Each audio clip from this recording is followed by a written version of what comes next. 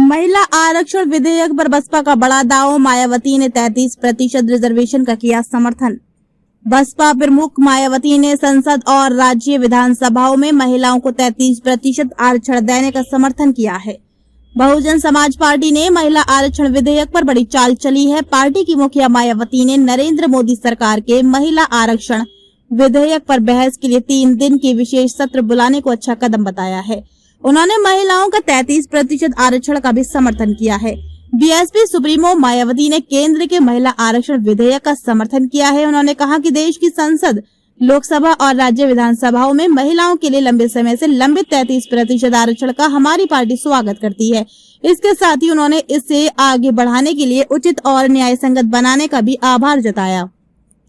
मायावती ने बुधवार को लखनऊ में मीडिया से कहा कि महिला सशक्तिकरण पर बातें तो बहुत हुई हैं, लेकिन अमल कम ही हो रहा है।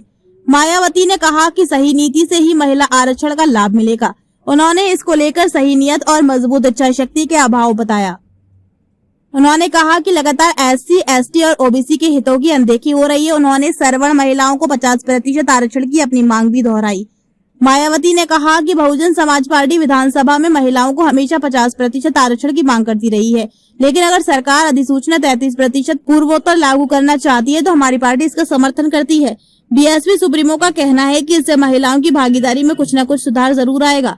बसपा मुखिया ने कहा कि राजनीतिक दल स्वार्थ के कारण सवर्ण महिलाओं को 50% आरक्षण की अपनी मांग नहीं मान रहे। उन्होंने महिला आरक्षण प्रक्रिया आगे बढ़ाने का स्वागत किया और कहा कि संसद और विधानसभाओं में 33% आरक्षण अनिवार्य है। उन्होंने शोषित वर्ग की महिलाओं को असली हकदार बताया। मायावती ने कहा कि SC, ST और OBC महिलाओं के लिए अलग कोटा जरूरी है। इसके साथ ही उन्होंने अलग आरक्षण न होने पर सवाल भी उठाया। उन्होंने मंडल आयोग जैसी व्यवस्था को जरूरत बताया और कहा कि OBC को 27% आरक्षण जैसा कदम होना चाहिए था।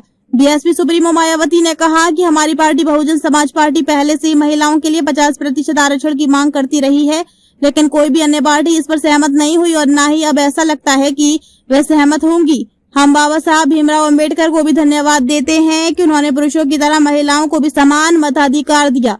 उन्होंने आगे कहा कि 2023 में पहली बार पारित कानून को लागू करने में देरी होने के बाद भी हमारी पार्टी इसका स्वागत करती है। उन्होंने कहा कि हमारी पार्टी ऐतिहासिक रूप से हाशिए पर पड़ी महिलाओं को आरक्षण देने की जरूरत भी व्यक्त करती है। मायावती ने महिला आरक्षण के लाभ पर संदेह जताया और पिछड़े वर्ग की महिलाओं को पूरा लाभ मिलने पर सवाल भी उठाया। उन्होंने सभी दलों को राजनीतिक स्वार्थ से ऊपर उठने की नसीहत और महिला सुरक्षा और सम्मान से जुड़ने की अपील भी की।